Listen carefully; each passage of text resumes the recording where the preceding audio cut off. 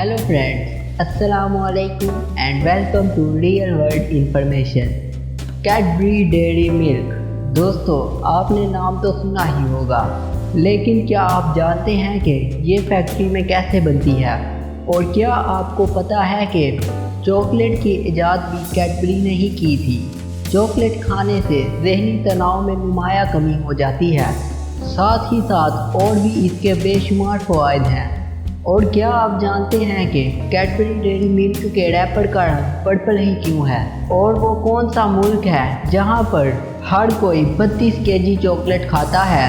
और भी बहुत कुछ आप इस वीडियो में जानेंगे। इसीलिए मेरी आपसे गुजारिश है कि इस वीडियो को शुरू से लेकर आखिर तक ज़रूर देखिएगा। और अगर अभी तक आपने रियल वर्ल्ड इन्फॉर्मेशन को सब्सक्राइब नहीं किया तो जल्दी से सब्सक्राइब करें और बेल आइकन को दबाएं। तो आइए शुरू करते हैं अपनी वीडियो।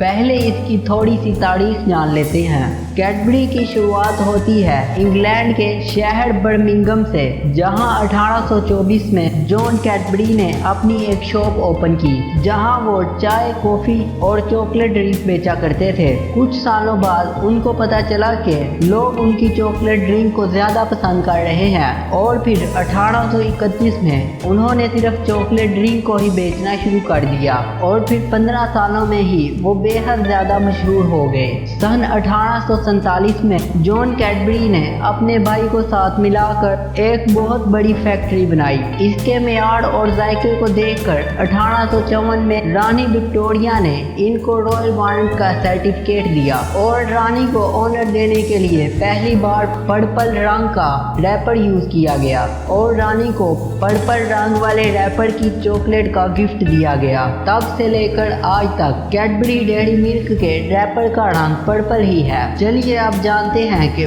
फैक्ट्री में ये चॉकलेट कैसे तैयार की जाती है। चॉकलेट की शुरुआत होती है एक फलदार दरख्त से, जिसको कोको ट्री कहते हैं। दरख्त से फल को तोड़कर एक जगह इकट्ठा कर लिया जाता है, और फिर इनको तोड़कर इनके अंदर से सीड्स को निकाल लिया जाता है। बाद में इन सीड्स को 3 से 4 दिन तक धूप में सुखाया जाता है। एक कोको ट्री साल में 2500 बीज प्रोड्यूस करता है, और 400 बीजों से 1 पाउंड चॉकलेट तैयार होती है। यानी एक कोको ट्री से साल में 6 पाउंड चॉकलेट यानी 3 किलोग्राम चॉकलेट बनाई जाती है। बीजों को अच्छी तरह से सुखाने के बाद इनको पैक कर फैक्ट्री तक लाया जाता है। क्या आपको पता है कि वेस्ट अफ्रीकन कंपनी पूरी दुनिया से 70% ज़्यादा बीज प्रोड्यूस करती है और पूरी दुनिया को एक्सपोर्ट भी करती है। फैक्ट्री में बीजों को सबसे पहले रोस्टिंग मशीन में डाला जाता है, जहां गर्म हवा 50 मिनट तक इनको अच्छी तरह से रोस्ट करती है। रोस्टिंग से बीजों में अच्छा फ्लेवर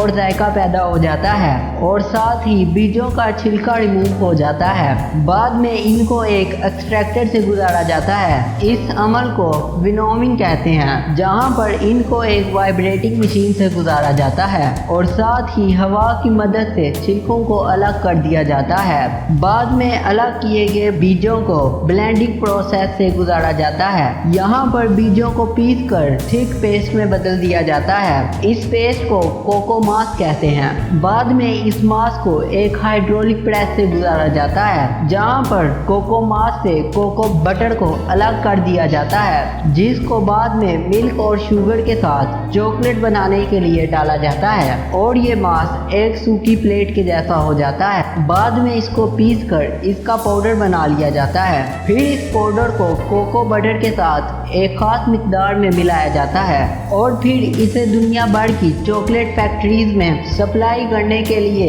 एक ड्रॉप डिबोस्टर मशीन की मदद से चोको चिप्स में तब्दील कर लिया जाता है। आइए देखते हैं कि डार्क चॉकलेट और मिल्क चॉकलेट, कोको मास, कोको बटर, मिल्क बटर और मिल्क पाउडर और शुगर से कैसे तैयार की जाती है। पहले चोको चिप्स को मेल्टिंग मशीन में डाला जाता है, जहां हाई टेम्परेचर से चिप्स पिघल जाती हैं।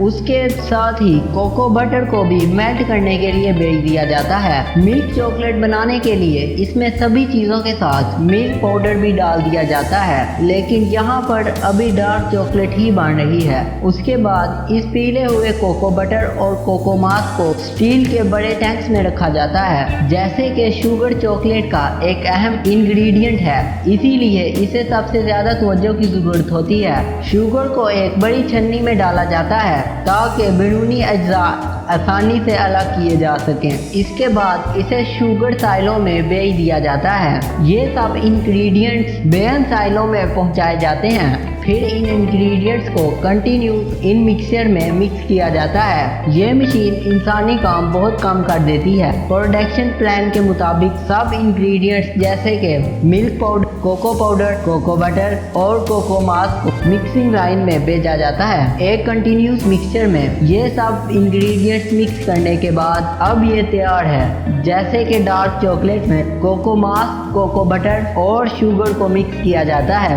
इंग्रेडिएंट्स को बेहतर तरीके से ब्लेंड करने के लिए मिक्सचर को सर्कुलर ब्रीड से गुजारा जाता है, जो इन्हें मिक्स कर आगे भेज देता है। कन्वेयर पर बहते हुए मिक्सचर पर नजर रखी जाती है। इसके बाद ये मिक्सचर एक और बफर टैंक में एक पंप के जरिए स्टोर किया जाता है। फिर ये मिक्सचर रिफाइनिंग स्टेशन में भेजा जाता है। एक सिल्की और स्मूथ टेक्सचर बनाने के लिए रिफाइनिंग सबसे अहम मरहला होता है। चॉकलेट में मौजूद कोको सॉलिड और शुगर क्रिस्टल्स के ज़र्रात को कम करने के अमल को रिफाइनिंग कहते हैं। इसका मकसद 18 से 22 माइक्रोन के साइज के पार्टिकल्स बनाना है। क्या आप जानते हैं कि 30 माइक्रोस पे हमारी जुबान टेक्सचर और कुरकुरेपन को महसूस करने की सलाहियत खो देती है। ब्लेंड किए हुए मिक्सचर को 3 रिफाइनर के सेट से गुजारा जाता है। 2 रोल रिफाइनर, 10 रोल रिफाइनर, जो कि चॉकलेट बार की बार बार रिफाइनिंग करने के लिए इस्तेमाल किए जाते हैं।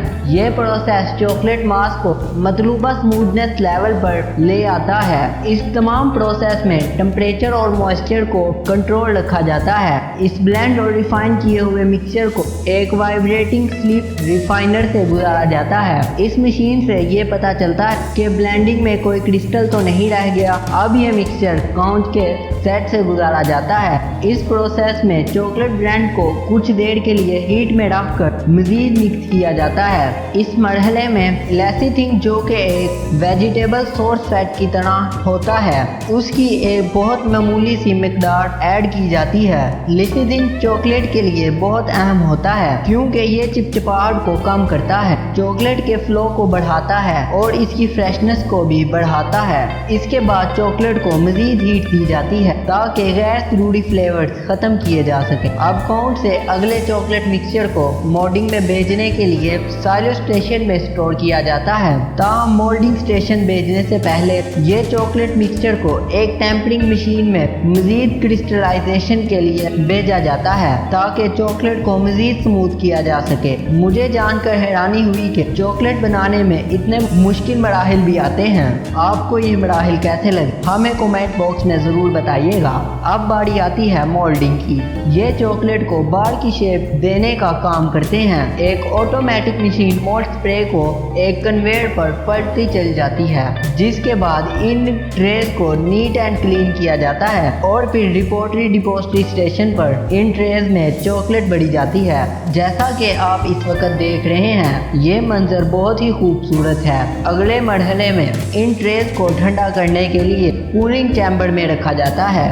अब बारी आती है सबसे लास्ट स्टेप की, यानी कि पैकिंग की। लेकिन उससे पहले सभी चॉकलेट्स को मेटल डिटेक्टर से गुजारा जाता है, जिसके बाद बारी आती है इनको पैक करने की। क्या आप जानते हैं कि 100 ग्राम चॉकलेट में तो 50 ग्राम शुगर ही होती है। ये फैक्ट्री 1 मिनट में 400 चॉकलेट बार्स बना लेती है। और आप जानकर हैरान रह जाएंगे कि ऑस्ट्रेलियन और न्यूजीलैंडर हर साल 32 किलो तक चॉकलेट खा जाते हैं और कैडबरी डेयरी मिल्क की हर साल 350 मिलियन बार सेल होती हैं। तो आप क्या कहते हैं इस वीडियो के बारे में? क्या आपको चॉकलेट पसंद है? अपनी राय का इजहार नीचे कमेंट बॉक्स में ज़रूर कीजिएगा और इस वीडियो को अपने दोस्तों के साथ शेयर कर दीजिएगा। और अगर आपको ये वीडियो पसंद आई है तो वीडियो को लाइक करें, और अगर अभी तक आपने हमारे चैनल को सब्सक्राइब नहीं किया तो जल्दी से सब्सक्राइब करें और साथ में लगे बेल के आइकन को दबाएं इस तरह की इंफॉर्मेटिव वीडियोस फ्यूचर में भी हासिल करने के लिए। तो मिलते हैं नेक्स्ट ऐसी ही वीडियो में, तब तक के लिए अल्लाह हाफिज़।